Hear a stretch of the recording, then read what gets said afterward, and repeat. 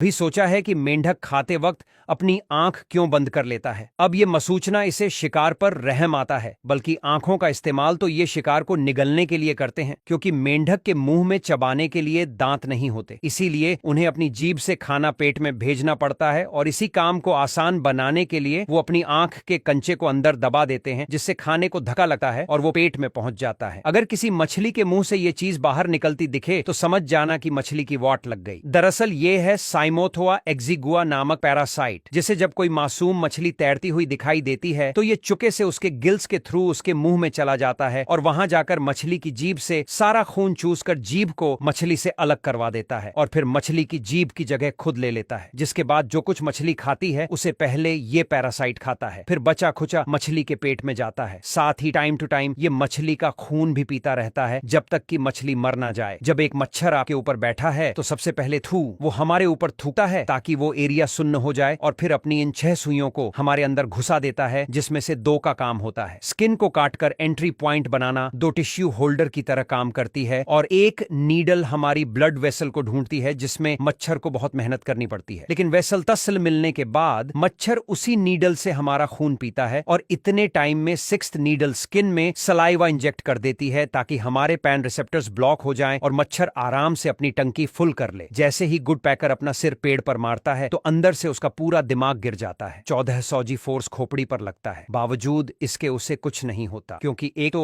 Woodpecker का भेजा छोटा होता है, जिससे भेजे पर ओवरऑल स्ट्रेस कम लगता है। ऊपर से उसकी हाइवर्ड बोन पूरे स्कल को लपेटकर एक सीट बेल्ट की तरह काम करती है। साथ ही स्कल के अंदर एक स्पंजी लेयर भी होती है, जो इम्पैक्ट को ऑब्जॉर्ब करके दिमाग की रक्षा करती है, जिससे वुडपैकर पेड़ में शेर करके आराम से कीड़े खा लेता है। एक शेर की ऐसी क्या मजबूरी होती है कि वो अपने ही बच्चों से नहीं मिल पाता। वेल जब शेर का बच्चा पैदा होता है तो वो अंधा और बहरा होता है, सिर्फ कुछ दिनों के लिए। इसीलिए उसे बहुत ही ज्यादा केयर की जरूरत होती है, और मर्द शेर तो अक्सर एक दूसरे से लड़ते मरते रहते हैं, जहां तक कि प्राइड के। बाकी शेर तो हमेशा छोटे बच्चों को जान से मारने की फिराक में रहते हैं, ताकि बड़ा होकर वो उन्हें कंपटीशन ना दे पाए। इसीलिए बच्चों के सर्वाइवल के लिए कुछ हफ्ते तक शेरनी किसी भी मर्द को अपने बच्चों के पास नहीं आने देती, चाहे फिर वो बच्चों का बाप ही क्यों ना हो। कभी सोचा है कि ये कंगारू इस तरह से अपने डोले क्यों दिखाते हैं? जब कभी कंगारू कंगारू की फाइट हो जाती है तो वो ओपोनेंट को अपनी पावर और स्ट्रेंथ दिखाने के लिए उसे डोला दिखाकर डराने की कोशिश करता है। साथ ही जो कंगारू मसल करता है, फीमेल कंगारू उसकी दीवानी हो जाती है, और अक्सर देखा गया है कि फीमेल उसी कंगारू को चुनती है जिसका सबसे बड़ा होता है डोला, क्योंकि सिर्फ बड़ा डोला ही उसे और होने वाले बच्चों को प्रोटेक्शन दे सकता है। ये कोई आम हाथी नहीं, बल्कि मस्त हाथी है। दरअसल मस्त एक कंडीशन होती है जिसमें मर्द हाथी के पूरे तन बदन में टेस्टोस्टेरोन तेजी से दौड़ने लगता है। उसके कंचे यानी टेस्टिकल साइज में डबल हो जाते हैं, और ऐसे हाथी के मन में सिर्फ एक ही बात चलती है, हाँ वही जो तुम सोच रहे हो। क्यों? क्योंकि इन हाथियों में हवस की भूख नॉर्मल हाथी के मुकाबले